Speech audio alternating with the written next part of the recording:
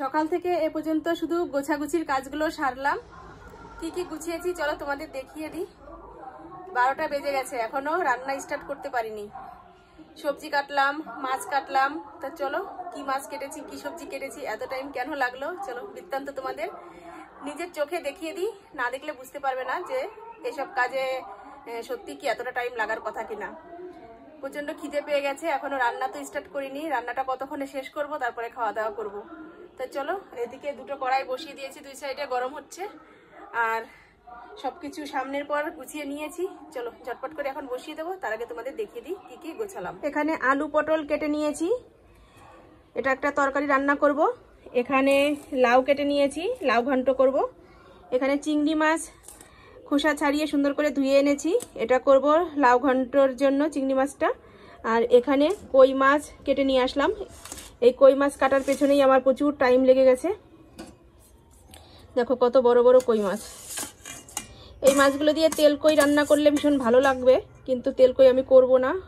তেল কইয়ের পেছনে প্রচুর টাইম লাগবে, তাছাড়া তেল মশলা অতটা খেতেও চাইছি না। যাই হোক, অন্য সবজি দিয়ে করব এটা। আলু পটলের তরকারির মধ্যেই মাছটা দেবো সেটা ভাবছি। আর এখানে কই মাছ থেকে কিছু ডিম বেরিয়েছে, এই ডিমটা ভাজা করব। এখানে তো মশলা করে নিয়েছি, আদা রসুন লঙ্কা জিরে সব কিছু পেস্ট করেছি। আর এখানে ওই যে একটু মশলা আলাদা করে রেখেছি, জিরে আর আদা, এটা লাউ ঘন্টের জন্য। তো চলো, আমার কড়াইও গরম হয়ে গেছে, দুটো কড়াই গরম হয়ে গেছে। এই ছোটো কড়াইয়ের মধ্যে মাছ ভাজাগুলো করে নেব, আর এই কড়াইতে তরকারি বসিয়ে দেবো। পটলগুলো আগে ভেজে নিচ্ছি, কারণ পটল সুন্দর করে না ভাজা হলে তরকারিটা ভালো লাগে না। আর এদিকে তো তেল দিয়ে দিয়েছি, চলো মাছগুলো দিয়ে দিই।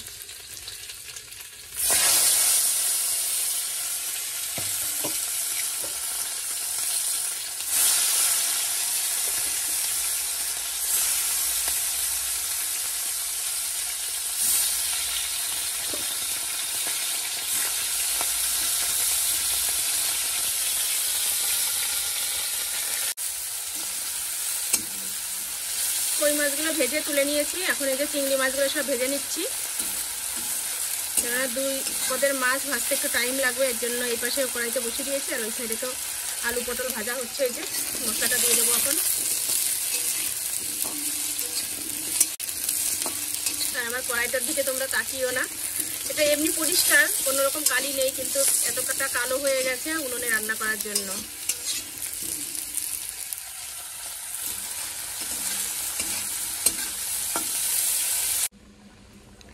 তরকারি হয়ে গেছে, এখন এই যে মাছ দিয়ে নিচ্ছি। মাছটা একটু ঝোলের মধ্যে ফুটলেই তারপরে নামিয়ে নেব।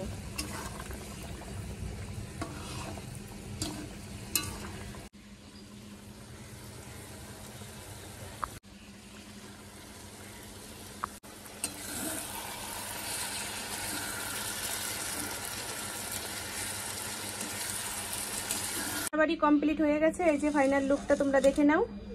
আলু পটল দিয়ে কই মাছের রসা তরকারি। তোমরা এরকম রান্না করে খেয়েছো কিনা কমেন্ট করে জানাও। আর এখানে করে নিয়েছি চিংড়ি মাছ দিয়ে লাউ ঘন্ট। কোন রান্নাটা বেশি সুন্দর হয়েছে সেটা জানিও। আর এদিকে দেখো আমার ভাইজি কি করছে। কি করছো তুমি, কি করছো? দেখো বিড়াল মারা লাঠিটা দিয়ে ও কি বদমাইশি করছে। তো চলো এখন ভাত বাড়বো, খিদে পেয়ে গেছে। এই যে এদিকে তো ভাতও হয়ে গেছে রান্না, দেখো নিয়ে আসি। এই যে গরম ভাত হয়ে গেছে, তো চলো খাওয়া দাওয়া করে নিয়ে তারপর ফিরে আসছি। এই যে ভাত বেড়ে নিয়েছি, সাথে নিয়ে নিয়েছি একটা লেবু, আর এই যে হচ্ছে মাছের তরকারি।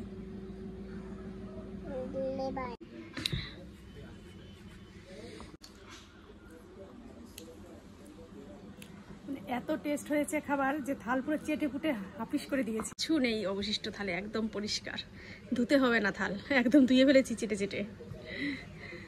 এখন বাজে রাত 11:30, চলে আসলাম তোমাদের সামনে। চোখে মুখে জল দিয়ে আসলাম এইমাত্র।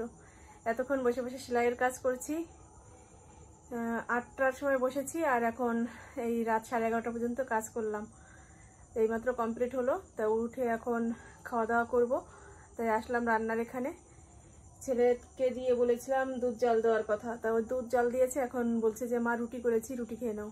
তো আমি তো ভাবতেই পারিনি যে ও রুটি করেছে, কখন করেছে সেটাও বুঝতে পারিনি।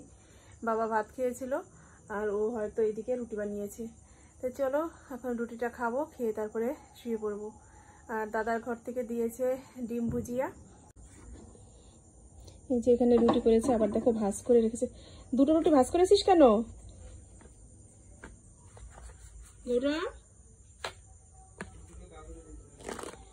বাবার জন্য দিয়েছিল, কিন্তু বাবা খায়নি রুটি, তাই আমি দুটো রুটি খেয়ে নিই। আর এদিকে তো রয়েছে সব তরকারিগুলো। এই যে ঘন্ট রয়েছে, এই ঘন্টটা দিয়েই খাবো। আর দুধ জল দিয়েছে। মাছের তরকারি রয়েছে পটল আলুর, সেটা খাবো না এখন, রাত্রে আর মশলা খেতে ইচ্ছা করছে না।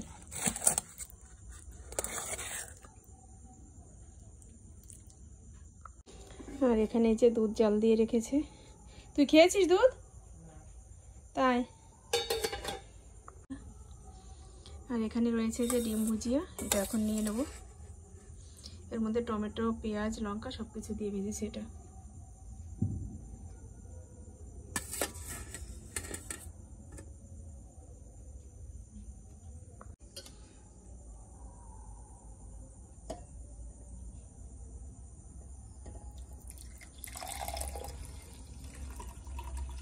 পড়িস না রে, দেখো দেখো দেখো কতটা পড়ে গেল, দেখেছো কি অবস্থা। ছেলের জন্য এই যে দুধটা বেড়ে নিলাম, আর এটা এখন পরিষ্কার করতে হবে।